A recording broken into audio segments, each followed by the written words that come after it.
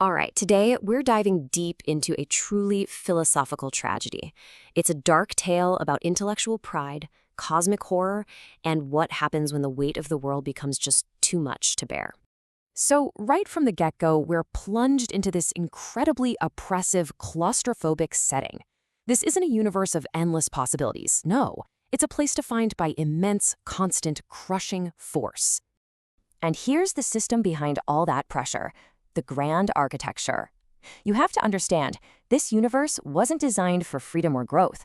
It's all about control, about forcing everything into conformity. And the creator's name, Sakhalis the Fool, well, that's a little nod to Gnostic lore, hinting that this whole oppressive system is built on a flawed, foolish design from the very start. And that brings us to our central character. Now, this diver metaphor is absolutely key. He's not just navigating a hostile world out there, he's fighting an internal pressure that's just as strong, a pressure coming from his own consciousness. He's drowning from the inside out. Okay, so first, let's really take a look at this external world, this universe of immense force that's shaping our whole story. And this pressure, it isn't just a metaphor. It's described as absolute geometry and engineered entropy. So what does that even mean? Well, think of it like the very laws of physics are stacked against you, designed to methodically grind down anything unique or individual into a predictable, uniform pattern. All right, so that's the crushing world outside. Now let's turn inward and meet the man at the heart of this tragedy. This is Baron von Nichtz, and just listen to that title, Scholar of Forbidden. It tells you everything, right? This is a man who values reason, who cherishes his own individuality. But here's the cruel twist of this universe. Those qualities, that spark of reason, don't make him strong. They paint a giant bullseye right on his back. You see, the Baron's greatest strength is also his most fatal flaw. His powerful intellect, his pride in his own mind. It acts like a special viewport, a window that lets him see the true nature of his reality. But the problem is, what he sees is so utterly horrifying that his awareness becomes a curse. He can see the crushing walls of his cage with perfect, agonizing clarity. And it's that very clarity that's just eating him alive. And this right here is the core of his suffering. It's a classic existential nightmare they call the terror of being.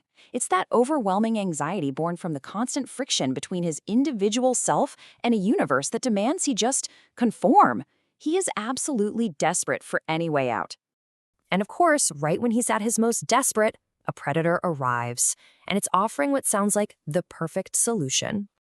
Meet the Whispering Seraph. This is the devil of our story.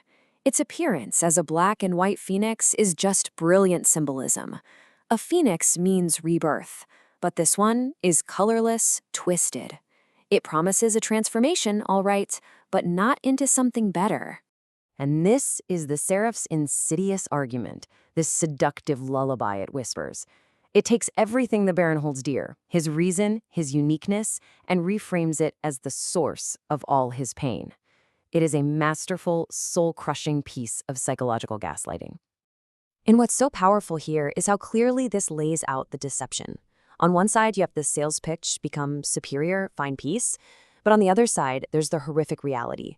Become a mindless duplicate, experience totalitarian bondage. It's a classic deal with the devil, trading your very soul for an empty promise of relief. So, completely seduced by this false cure, the Baron makes a choice he can never, ever take back.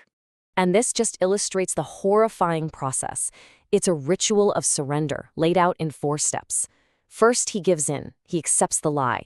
Then the pact is sealed with these potent symbols, the mark of the anti-god, a crown of roses. This leads to the breach of his soul, the opening of the hatch. And then the final, horrifying result, catastrophic decompression, instant, violent annihilation.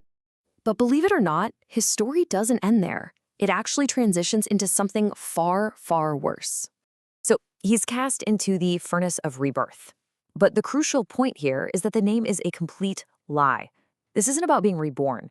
It's a process of metaphysical dismantling, designed to take him apart, piece by painful piece, until absolutely nothing of who he was remains.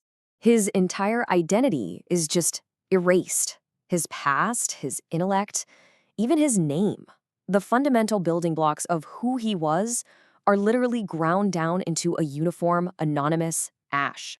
And that uniform substance? It has a name, Luch. It's the raw spiritual energy that his soul has been metabolized into. So you see, he didn't escape the system. He became a battery for it. His very essence is now just fuel for some monstrous cosmic predator called the all-consuming maw. And this is the ultimate tragedy. He's rebuilt, but as a tool for the very system that destroyed him. As the Baron of Twilight, his new purpose is to perpetuate the cycle, to find the next suffering soul and convince them to make the same fatal choice he did. And this brings the whole analogy right back home. He's the deep-sea diver who thinks opening his helmet will relieve the pressure, but all it does is invite the crushing force of the entire ocean to annihilate him in an instant. So we're left with this lingering, haunting question. The Baron's story is a dark exploration of existential dread, and it poses a truly chilling thought. What happens when the burden of being a conscious, free individual becomes so heavy that annihilation starts to look like peace?